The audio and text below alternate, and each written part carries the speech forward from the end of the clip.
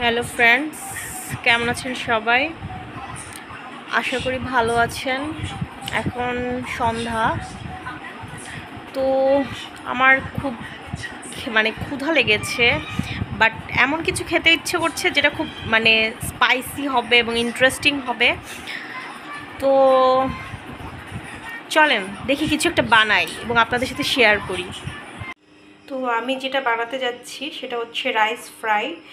তো এটার জন্য আমার জন্য এইগুলোর রাইস ফ্রাই বানানোর জন্য আমার যা লাগছে তা হচ্ছে অবভিয়াসলি ভাত, তারপর গাজর কুচি, একটা ডিম এবং পেঁয়াজ কুচি ও মরিচ কুচি।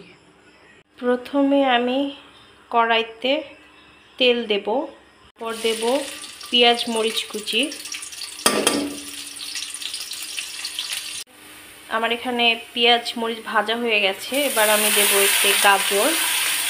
আমার গাজরটা সেদ্ধ হয়ে গেছে। এবার আমি এতে অ্যাড করব ডিম।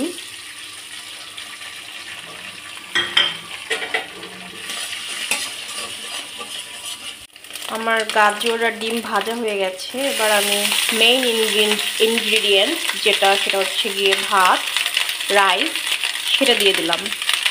এবার আমি এতে লবণ অ্যাড করলাম। তো ফ্রেন্ডস, এই যে আমার রাইস ফ্রাই হয়ে গেছে।